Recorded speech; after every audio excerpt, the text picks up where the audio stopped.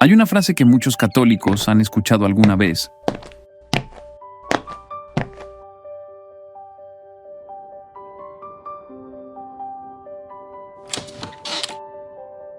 Cariño, vamos a la misa. No, Esta misa es de precepto. ¿es obligatoria? ¿Y si no voy, pasa algo? ¿La iglesia realmente puede obligarme? Hoy vamos a responder todo eso con calma, con claridad y con verdad, porque entender los días de precepto no es entender una norma fría, sino comprender cómo la Iglesia cuida la fe de sus hijos. La Iglesia Católica establece días de precepto porque sabe que hay momentos del año en los que el misterio de la salvación se hace especialmente presente. No son fechas elegidas al azar, son celebraciones que tocan el corazón de la fe cristiana. La encarnación, la redención, la glorificación de Cristo, la Virgen María y los grandes pilares de la Iglesia. A nivel universal, la Iglesia ha establecido 10 días de precepto. Son válidos para toda la Iglesia, aunque, y esto es importante, las conferencias episcopales de cada país pueden, con aprobación de Roma, trasladar algunos de estos días al domingo o incluso dispensarlos según la realidad pastoral de cada nación.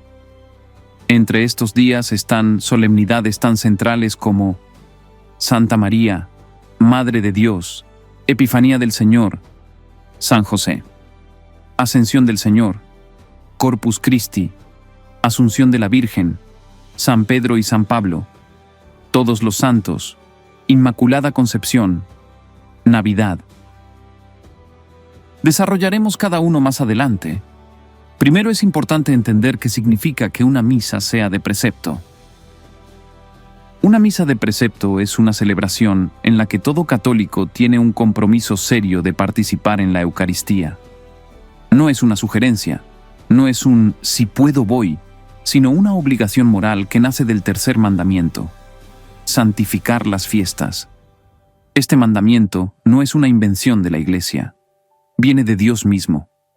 El Código de Derecho Canónico, en el Canon 1247, lo dice claramente: los fieles están obligados a participar en la Eucaristía los domingos y días de precepto.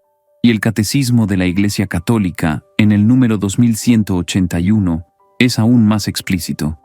Quien falta deliberadamente a esta obligación comete pecado grave, salvo que esté excusado por una causa seria, como una enfermedad grave o el cuidado de personas dependientes.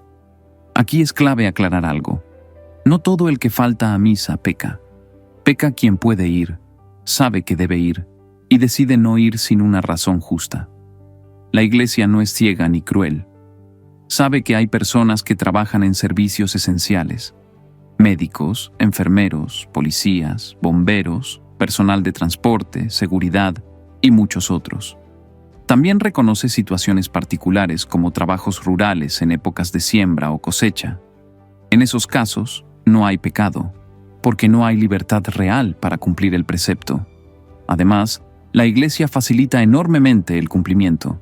Por ejemplo, el precepto se cumple asistiendo a misa la tarde del día anterior, lo que comúnmente llamamos misa de vísperas.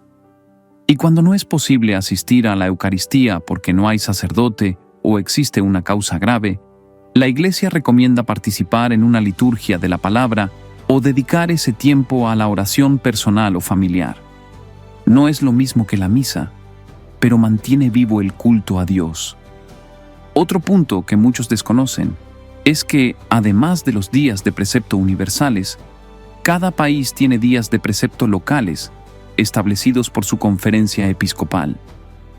Por eso, no es lo mismo vivir en España, en México o en El Salvador. Cada país añade algunas fiestas propias, como advocaciones marianas o solemnidades muy arraigadas en su historia de fe. Esto significa algo muy concreto. Es obligación de todo católico informarse cuáles son los días de precepto en su país. No basta con decir «no sabía». La fe también implica responsabilidad. Una forma simple y segura de saberlo es preguntando al propio párroco o consultando el calendario litúrgico oficial de la diócesis. Ahora bien, cuando realmente existe una imposibilidad seria, la Iglesia prevé la dispensa. El párroco o el obispo pueden dispensar del precepto para un día concreto o conmutarlo por otra obra piadosa. Pero la dispensa no se asume, se pide. Después de comprender qué es un día de precepto y por qué la Iglesia los establece, es momento de conocer cuáles son esas fiestas que la Iglesia Universal considera tan importantes que nos pide, de manera explícita, detenernos, celebrar y participar de la Eucaristía.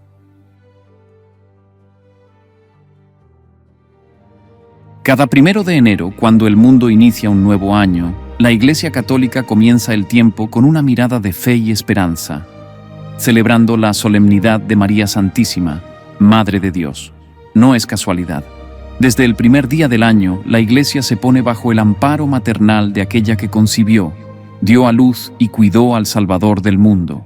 María es Madre de Dios porque su Hijo, Jesucristo, es verdadero Dios y verdadero hombre.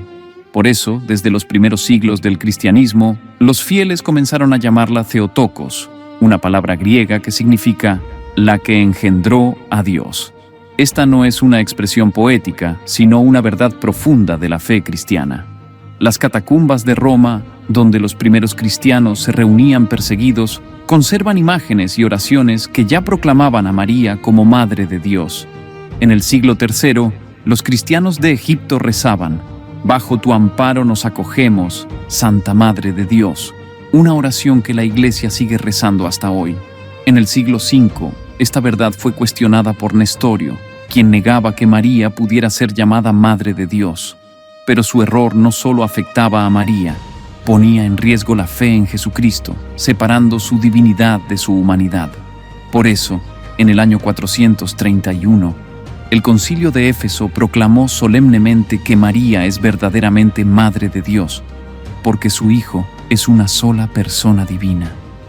Aquel día, el pueblo salió en procesión con antorchas encendidas, cantando: «Santa María, Madre de Dios, ruega por nosotros».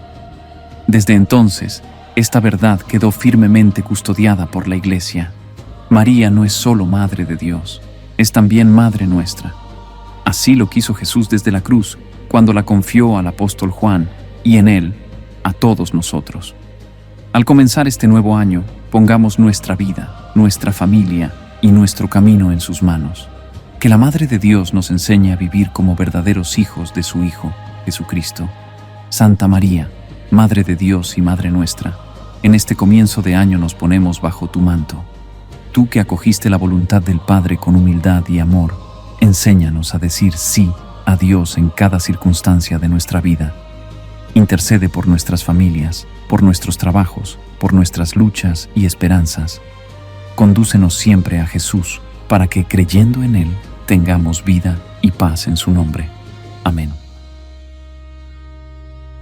El 6 de enero, la Iglesia celebra la Epifanía del Señor, una solemnidad que nos recuerda algo fundamental. Cristo no vino solo para un pueblo, sino para todas las naciones. La palabra Epifanía significa manifestación, y en esta fiesta, la Iglesia celebra la manifestación de Jesús como Mesías, Hijo de Dios y Salvador del mundo, revelado a los gentiles en la persona de los Reyes Magos. El Evangelio de San Mateo nos cuenta que unos sabios venidos de Oriente, guiados por una estrella, llegaron hasta Belén buscando al rey recién nacido. No pertenecían al pueblo elegido, no conocían la ley ni los profetas como Israel, pero buscaban la verdad, y Dios salió a su encuentro. Cuando entraron en la casa, vieron al niño con María, su madre, se postraron y lo adoraron, y le ofrecieron oro, incienso y mirra. Oro como rey, incienso como Dios, mirra como hombre destinado a morir. En ellos se cumplen las antiguas profecías. Isaías anuncia pueblos que llegan con oro e incienso, y el Salmo proclama que todas las naciones servirán al Mesías.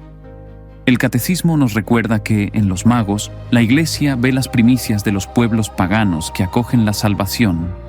La Epifanía manifiesta que los gentiles entran en la familia de Dios.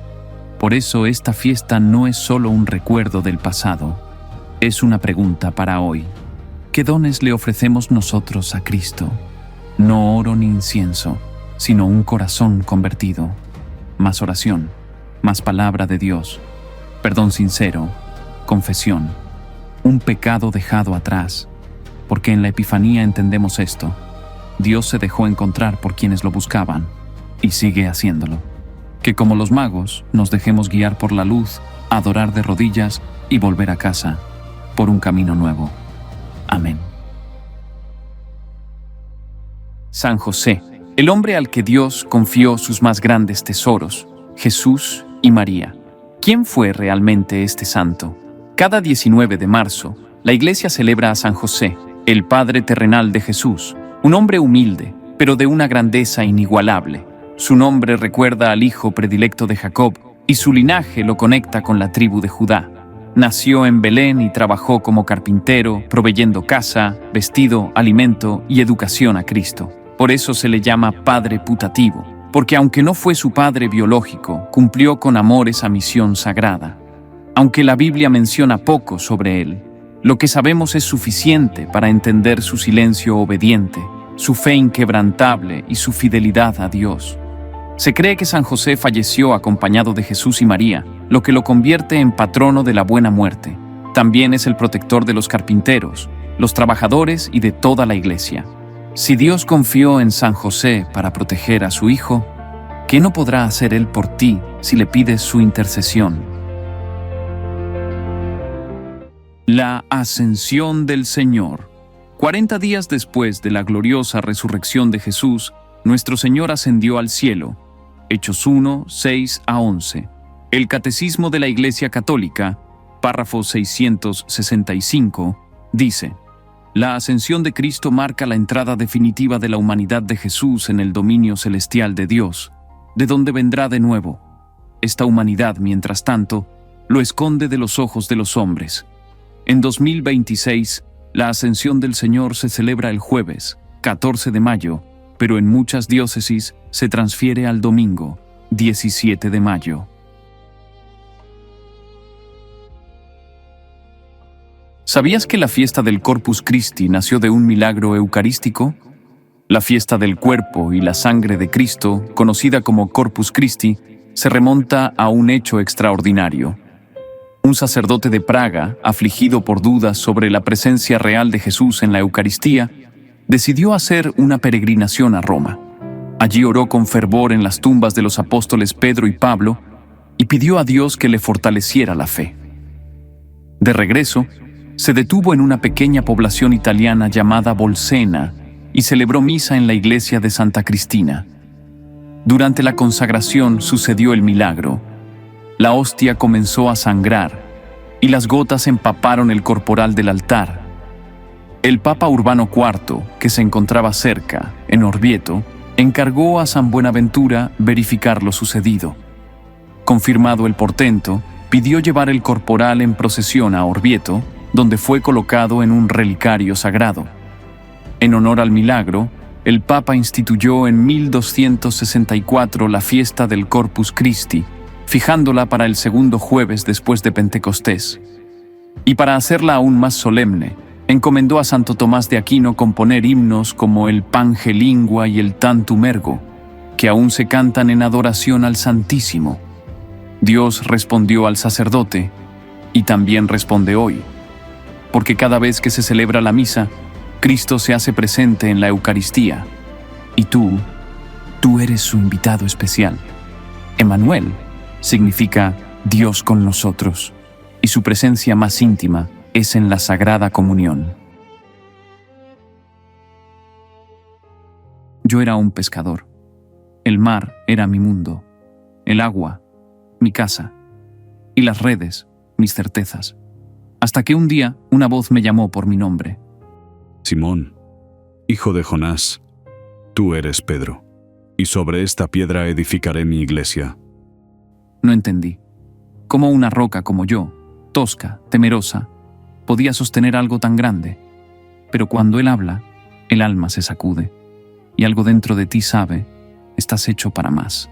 Creí, dudé, caí muchas veces, incluso lo negué, y sí, lo hice, tuve miedo, Pero sus ojos no me condenaron, me perdonaron, sin decir una palabra. Pedro, ¿me amas? Apacienta mis ovejas. Y fue ahí cuando comprendí. No me eligió por ser perfecto, sino porque, a pesar de todo, lo amaba. Y ese día ya no fui solo un discípulo, fui pastor, fui roca. No una roca que nunca cae, sino una que sabe levantarse. No quise morir como él. No me sentí digno. Y por eso pedí la cruz, pero al revés. Porque no vine a reemplazar al Maestro, vine a recordarlo. Y si hoy escuchas mi voz, no te olvides. Dios sigue edificando sobre rocas quebradas. Solo hace falta seguirlo. ¡Abran la puerta! A veces, la vida nos empuja por caminos que jamás imaginamos. Y sin aviso, una luz irrumpe. Una luz que no solo ilumina, te transforma. La vida es como un sendero polvoriento, lleno de encrucijadas. Creemos saber a dónde vamos, hasta que algo nos detiene. Una verdad más grande, una presencia imposible de ignorar. Saulo, Saulo, ¿por qué me persigues? En ese instante, la luz me envolvió, y aquello que llamaba verdad se desvaneció. Quedé ciego, no de los ojos, sino del alma. Pero Dios nunca deja a sus hijos solos. Cuando tropiezas con la gracia, Él ya ha enviado a alguien para sostenerte. Ananías fue esa voz, esa mano, esa presencia que me devolvió la vista, y con ella, un nuevo propósito. De Saulo el perseguidor nació Pablo, el mensajero.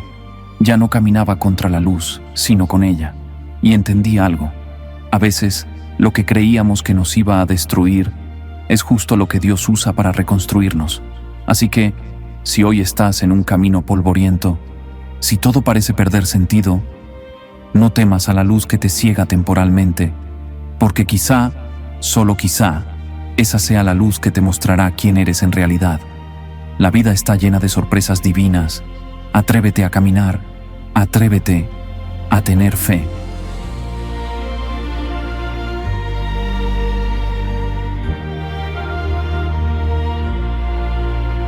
El 15 de agosto, la iglesia se viste de alegría para celebrar un misterio que abre el cielo y llena de esperanza: la Asunción de la Virgen María. No es solo una tradición, es dogma de fe, es decir, una verdad revelada por Dios y proclamada oficialmente por la Iglesia, que todo católico está llamado a creer. Este dogma, proclamado por el Papa Pío XII en 1950, enseña que María, al terminar su vida terrena, fue llevada al cielo en cuerpo y alma.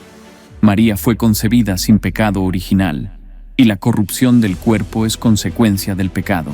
Por eso, al igual que su hijo Jesús, su cuerpo no podía quedar en la tumba.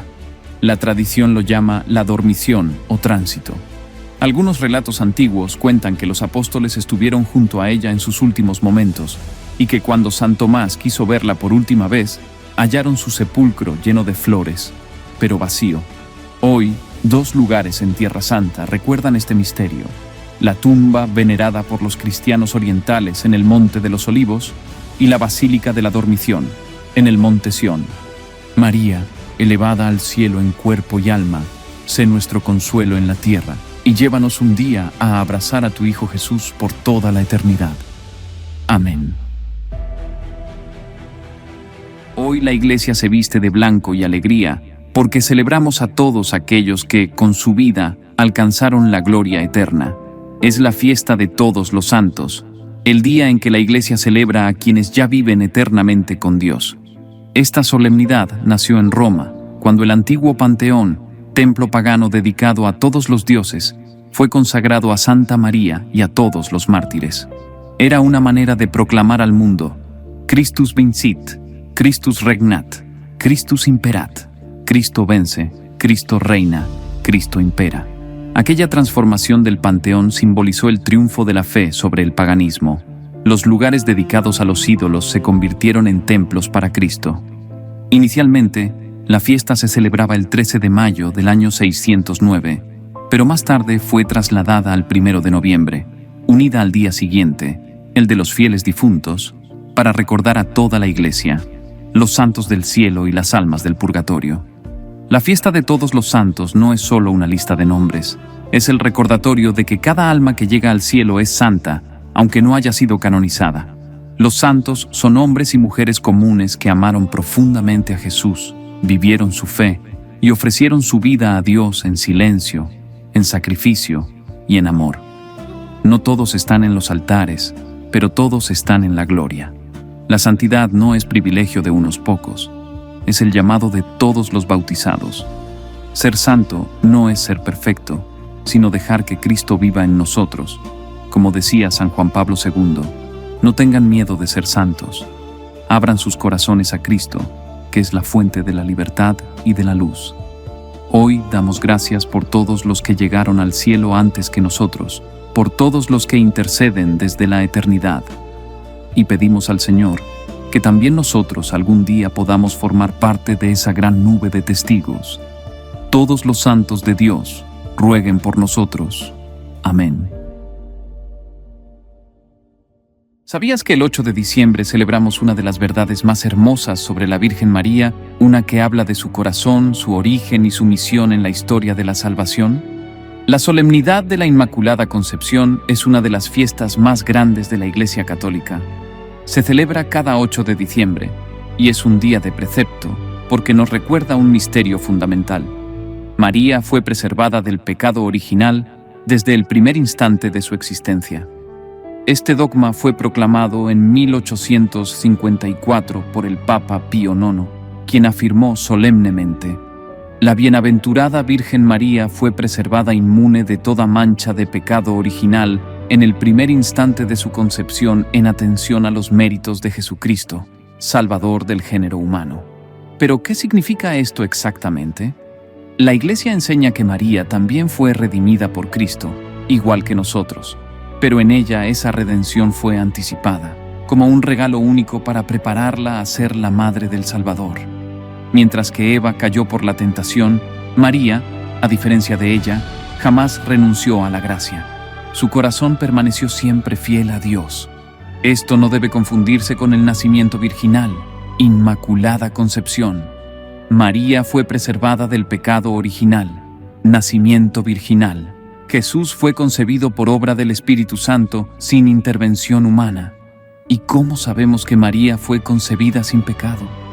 Porque así lo enseña la Iglesia. El Catecismo recuerda que el ángel Gabriel la llama llena de gracia, y para que ella pudiera decir libremente sí a su vocación, era necesario que estuviera totalmente conducida por la gracia de Dios desde su origen. San Juan Pablo II explicaba que Dios miró el corazón purísimo de María, completamente dispuesto a cumplir su voluntad. No había en ella rastro de egoísmo, solo deseo de la gloria de Dios y de la salvación del hombre. Por eso su privilegio no fue motivo de vanidad, sino de servicio a la misión redentora de Jesús. ¿Por qué la eligió Dios? El Catecismo dice que fue bendecida con toda clase de bendiciones espirituales en Cristo, elegida antes de la creación del mundo para ser santa e inmaculada en su presencia. Las iglesias orientales la llaman la Toda Santa, porque por la gracia de Dios permaneció pura de todo pecado personal durante toda su vida. Y al celebrar este misterio, celebramos también que esta gran fiesta es una solemnidad, es decir, una de las celebraciones más importantes del año. Algunas solemnidades, como la Inmaculada Concepción, son días de precepto, días en que la Iglesia nos pide reunirnos para la Eucaristía, la mayor acción de gracias que podemos ofrecer. Cada 7 de diciembre, cuando cae la noche en Colombia, ocurre algo especial. Calles, casas y plazas se llenan de miles de velitas encendidas. Es la tradicional Noche de las Velitas, celebrada en vísperas de la Inmaculada Concepción. Familias enteras se reúnen para iluminar el camino de la Virgen con velas multicolores, compartir una comida especial y en muchos lugares rezar el rosario o hacer la novena. Una noche de luz, fe y tradición que une a todo un país. Inmaculada Concepción, Madre pura y llena de gracia, enséñanos a decir sí a Dios como tú lo hiciste. Guíanos con tu ternura hacia Jesús y ayúdanos a vivir cada día con un corazón limpio. Amén.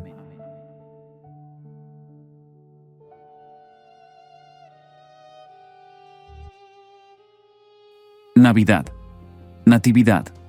Viene de la palabra latina nativitas, que significa nacimiento, y que la Iglesia adoptó para dar nombre formalmente a este día y esta celebración. ¿Por qué es importante la Navidad? Dios mismo se hizo hombre para que, por su muerte y resurrección, podamos alcanzar un día el cielo. Cuando entró en la historia, lo hizo por puro amor por nosotros. La Navidad es una de las fiestas católicas más importantes. La palabra se hizo carne y habitó entre nosotros. Juan 1, 14. La Navidad está precedida por un tiempo de Adviento, que es de preparación o anticipo, y una celebración, la Navidad, que se extiende durante el tiempo de Navidad. Este tiempo de Navidad comienza en Nochebuena, cuando los católicos se alegran con el nacimiento del Señor el 25 de diciembre, y se extiende hasta el bautismo del Señor, el domingo después de la fiesta de la Epifanía o Reyes. No se trata solo de fechas en el calendario, sino de misterios centrales de la fe cristiana, que sostienen y ordenan todo el año litúrgico. Los días de precepto no son una carga, sino un regalo. Son anclas espirituales que la Iglesia pone a lo largo del año para que no perdamos el rumbo, para que la vida cristiana no se diluya entre el trabajo, las prisas y el cansancio. Participar en la misa en estos días es decirle a Dios: tú eres primero. Es reconocer que la Eucaristía no es un añadido, sino el centro de la vida cristiana. Por eso, es responsabilidad de todo católico conocer cuáles son los días de precepto universales y cuáles son los propios de su país. Informarse, participar y vivir la Eucaristía en estos días es una forma concreta de amar a Dios, de crecer en la fe y de vivir plenamente la comunión con la Iglesia. Porque donde está la Eucaristía, allí está Cristo, y donde está Cristo, allí está la vida.